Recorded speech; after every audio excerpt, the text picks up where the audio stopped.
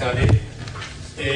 Nik aurkeztu da bizkada Debabarreneko udalen egitasmoa da udalek enpresetan euskera sustatzeko. Ardatza programa da. Orduan, lehenengo testu inguru, esplikatzen sarrera bat nun mugitzen egitea da. Da munduan euskerak asko betu da ezkenengo urteetan, ezagutza asko betu da, erabilera zen beste, baina bai ikusten da hutsune handi bat munduan. Eta bai beste gizarteko beste alorretan baino alegin gutxiago edo entzat gutxiago sustatu dela euskera lan munduan. Horregatik hor hutsune bat ikusten da guztietan. Eta hori dela eta, hausnarketa baten ondoren, Debabarreko udalok, 2000an euskera plan bat martxan jartzea erabaki zen, eta plan hori da ardatza programa. Orduan, plan horren helburu nagusia zan euskera sustatzea enpresetan, eta baliabidea jartzea, enpresa horien horietan euskera planak eta martxan jartzeko eta garatzeko. Eta hori da, azkenean laur moduan, ikusia azken horretan beste arlo batzutan enpresetan, eta batez ere udalean euskera sustatzeko lanean ibili geranen moduan, pentsatzen da, iaz, heldu zela ja momentua euskera planak enpresetan eta bideratzeko. Orduan, betiko batera, ez ondurak arrezaken enpresa batentzat euskera plan batien sartzeak ala gaztuak. Beti gonda zalantza hori, euskera lehen aurreko ponentzian ere komentatu da, Gatxegaztariak ere komentatu aurretik, gaztu moduan internazionalizazioaren gaiarekin euskera esportatzeko, euskera baliagarri da enpresa batentzat, eta azkenean gaztu bakarri da hemen enpresa batentzat eta beste baliabide batzu dedikatzea beste sorta bat dedikatu daitezkenak. Azkenean ikusten da euskera planak sartzen esatean, urak, euskal.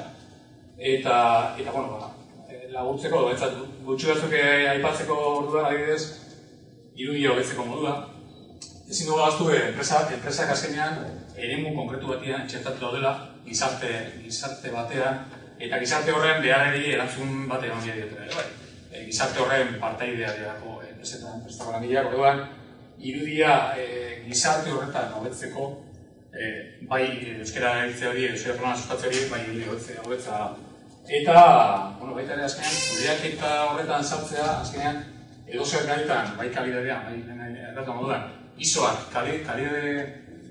kalidadean ISOak horrikatzen dira, ingudu giranek ISOak horrikatzen dira, prebentzioan ISOak, eta euskera azkenean beste arroba da kudeaketa horrean hobetze mailan, ez? Zerbitzuaren kalitatea hobetzea, kudeatze guzti horrekin azkenean bilatzen dela guztiz zerbitzu integrala bat ematea, guztiz danontzako bezero potentzial, bezero guztura izatea. Bezeroak dana dira, ez dira bakarrik bezero enpresan zerbitzuak hartzen dituzten bezeroak. Gizartea ere, enpresa horren bezero izango da, eremu bat, irudi bat danez enpresa hori. Langileak guztura izatea, langileak enpresa baten barruan dute langileak badanak dago eta langileak azkenean eskakizun bat izan da azkenean urtean, euskeran zerbitzu hori euskera zauzteare eta barruko lana euskera egiteko hori ere nabari izan da. Eta gero, nabarmena da, enpresaren erantzukizu soziala. Komentatzen eginean, enpresa bat azkenean gizarte erakunde bat da, gizarte horretan txertatuta dago eta erantzukizun sozial badaka erabilera horretan, hizkuntzaren erabilera eta baita ze irudi ematen ari den gizarte horrentzeko. Orduan, oin sartzean Debabarrena, tokatzen zaigun gaian. Horra udalak, Debaibar, Elgoibar, Mendaro, Montriku eta Sonalu seria Debabarrena osatzen duten udalak. Eta hor datu esanguratxo bat ikustu da hor jartzen dena. Debako biztanen 70,2 euskalduna da. Eta, datuak gero, ikusiko dugu ondoren datuak, Deba, Mendaro eta Montriku hori nabarmena da, Deba, Montriku eta Mendaroan datuak hobea dira bideokan, baina gero ikusiko da erabilera ez datorra bat ezagutza. Azken urtetan ezagutzak gora egin du, erabilerak ere bai, baina ez horren beste. Hori hitz egiten gizarte, baina ez bakarrik enpresa modutik, gizartean orokorrean. Eta aurre egin duen beste, gaur egunean eskualdeko gazte gehienak euskarazko ereduak ikasten ari dira, eta euskaraz lan egiteko gai badira. Ja, urtea dira hezkuntza euskaraz ematen edala, orduan, enpresan dutzune bat dagoen arren, irakaskuntza bai ikusten da bai oso aurreratuta dagoela azkenen gortetan. Orduan, udalek ikusi zuten, ez da, horretik ikusten nahi izan, gazte horiek lan munduan euskaraz integratze horren garantzia estrategikoa da. Oso garrantzitsua da, nahi badugu euskara bateratu beste hezkuntzekin azken aztaneko hezkuntzan aplikatzea lanean edo gizartean ez badugu osatzen. Hau da, modu bat, enpresa garrantzitsua da, lehen ekatu da moduan, ez tekniko bat ekatu den, ordu gehienak lantegian pasatzen ditugula, eta hau da, ere oso garrantzitsua da euskara sustatzeko. Orduan, oin ikusiko ditugu datuak, ez? Hau dira 2000 bateko datuak. Orduan, hemen ikusten da, euskararen ezagutza lurraldeka nolakoa da. Horizka da erraldunak, bioskaldunak eta euskaldunak. Ikusten da, Euskal Autonomia Elkartean, bajua da, Debabarreneko euskara ezagutza 72,2 da, esan dugu moduan. Gipuzkoan, 51,5 eta Euskal Autonomia Elkartean 52,3. Debabarreneko erdia, gutxura bera. Horan, ikusten da, alde horretatik potentzial handia dagoela hemen euskara ezagutza dira honkanez. Eta berriz ikusten modu, lehen aipatu dugu moduan, mendaro debatan mutriku, dira ezagutza euskaldunak portzentai handiena daukatenak, eta, deba didez 56,2, mendarok ere bai, eta mutriku da gehien daukana, Nikola Rotaziko bat. Eta beste nartean, ikusten zudatuak, Eibar, Zalauze, Eibar Berrota, Berrota Marria inguruan, eta, ikusten da entzat ezagutza esan Debabarrena, 3,2.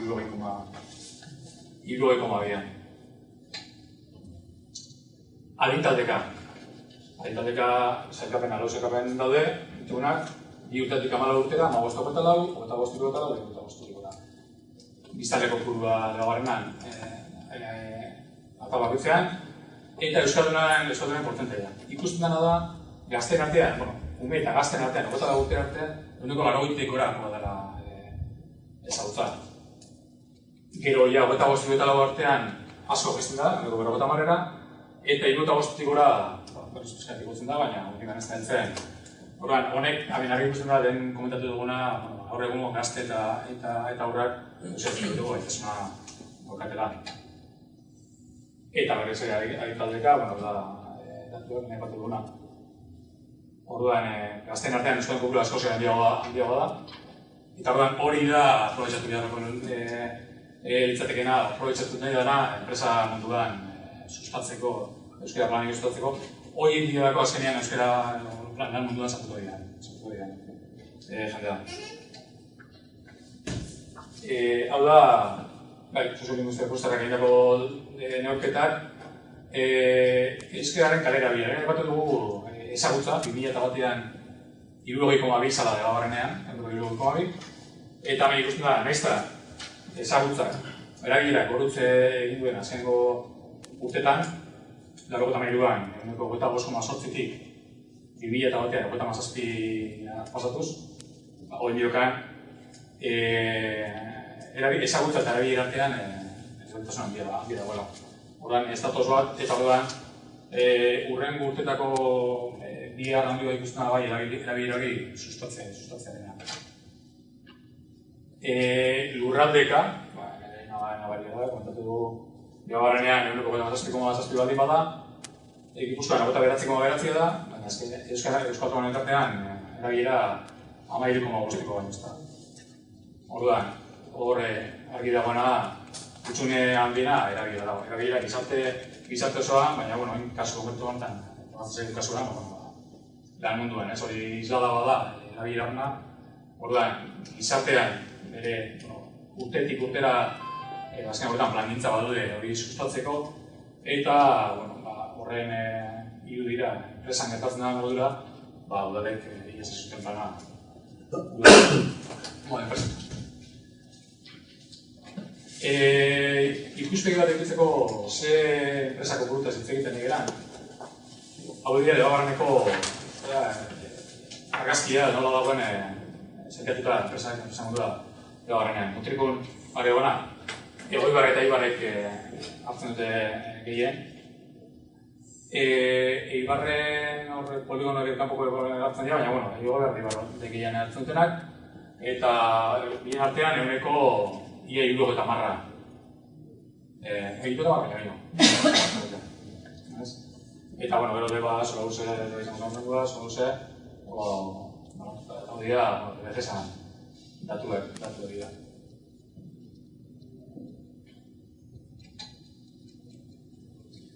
Orduan, argazki orokorra ikusita gero,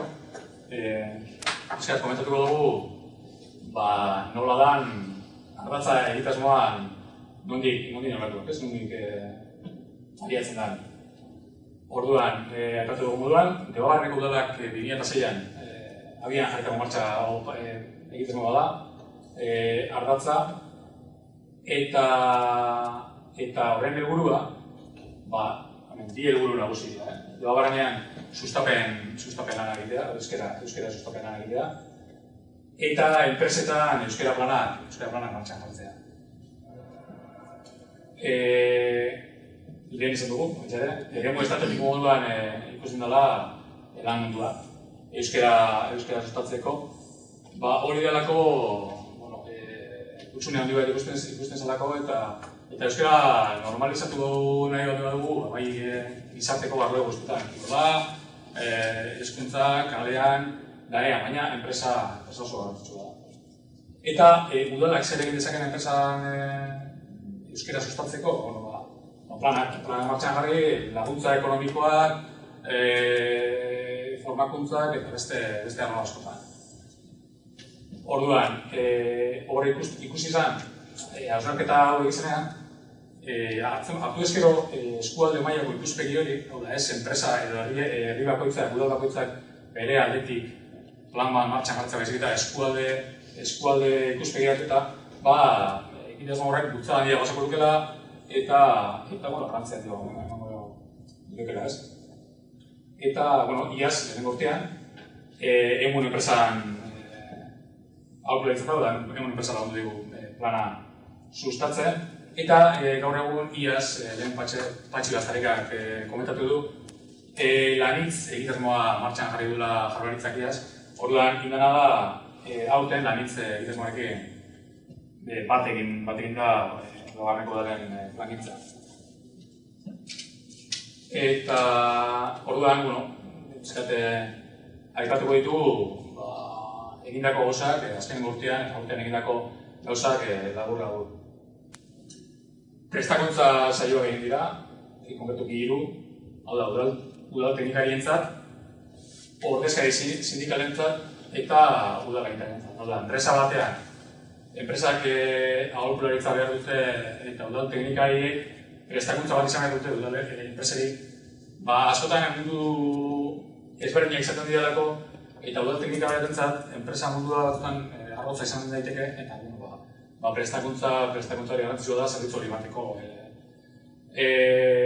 ordezkari sindikalentzat, azkenean hortik hasi da eta baita udal gaintarentzat ere, azkenean plan horiek sustatzeko ardura daukatenak eta sentsibilizazio maila beharrezkoa denean hori aurrera erretaratzeko edozein plangintza.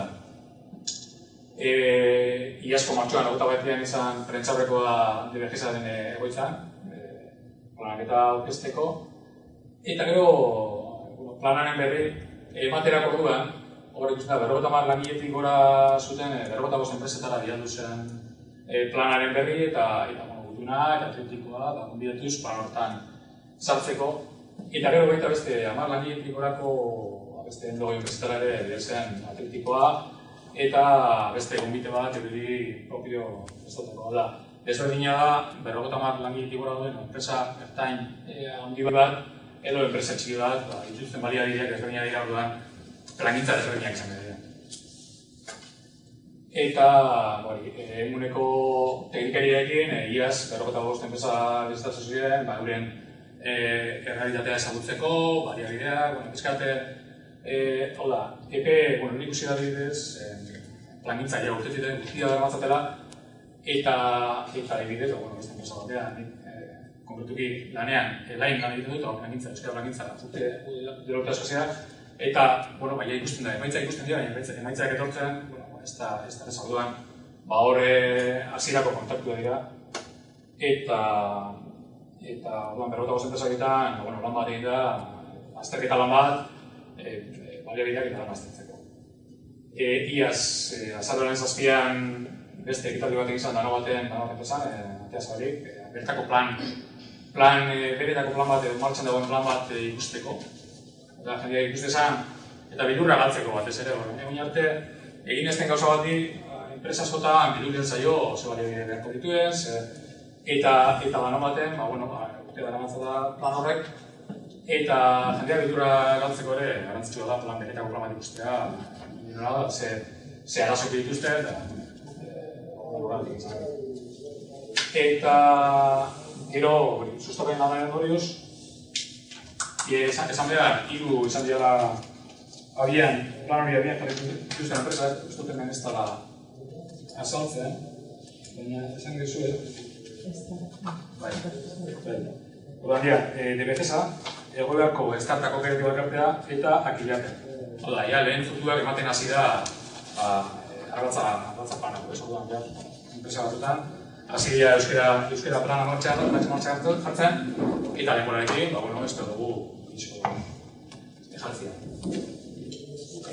Orduan, hori izan, 2006 egindakoa, 2007an, lehen komentatu dugunez, iaz emunekin izan zan lankidetza, eta hauten Eusko Jaurlaritzako lanitz egitasunarekin orduan, lehenko elkarrian horrean izan euskera plana sinantzeko ekitaldia DBCsan, lanitzekin egitasmo elkarlana egin da, eta horrekin ari gara momentuan, eta Jaurlaritzak batera, Jaurlaritzak 15 langiletik gorako 55 enpresa bizitatu ditu, eta horietatik 22 egin dute hasierako diagnosia.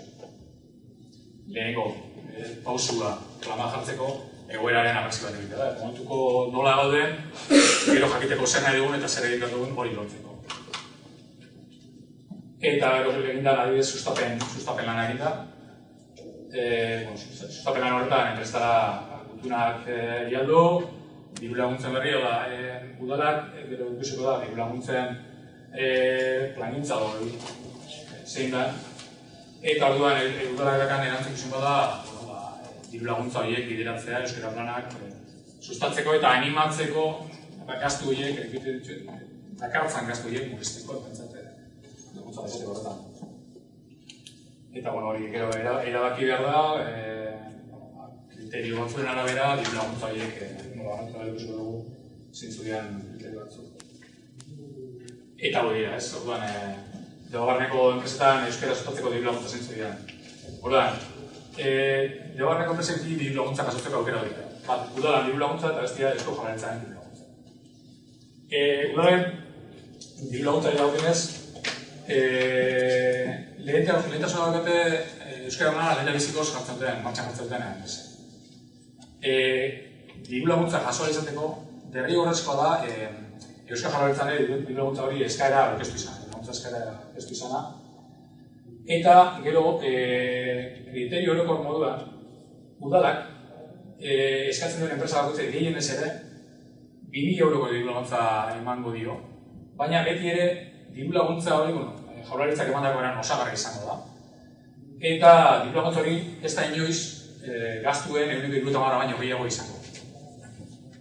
Orduan, gehienez 2.000 euro, eta gastuak baldin badira 2.000, izango dira, horren 150 gehienez, ez da gehiago izango. Eta, Eusko Jaurlaritzatik diru laguntza,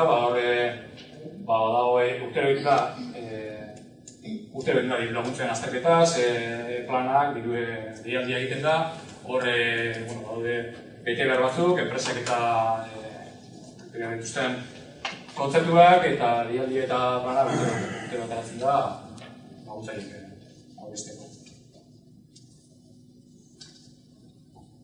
Orduan, bai.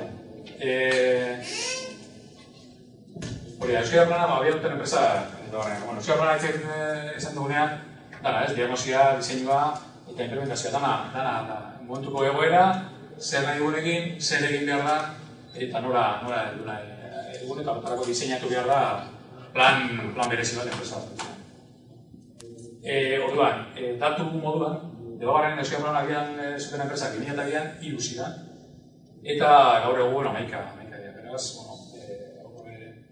ikusten da, 5 urte hauetan aurrerakuntzak egin dira eta bide horri jarraitzu ez.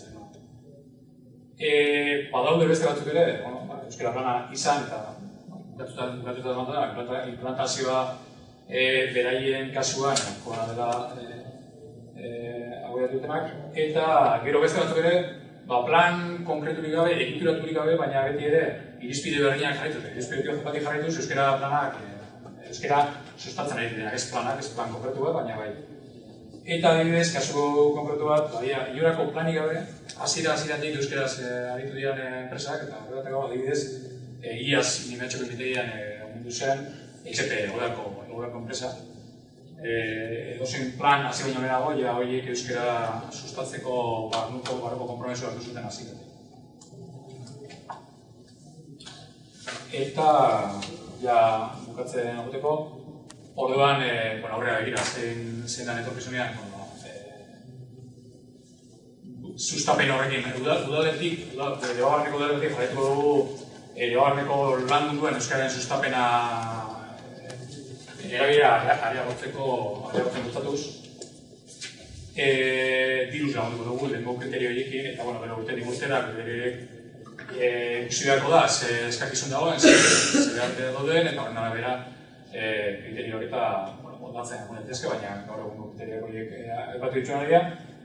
Eta jarraituko dugu Eusko Jaurlaritzaren lanean, udalek duten ardatza eta Eusko Jaurlaritzaren lanitz egitasmoak uztartuz bide horretan emaitza hobeak lortzeko asmoz. Eta hori da planaren nondik eta hori da nik eskatzea.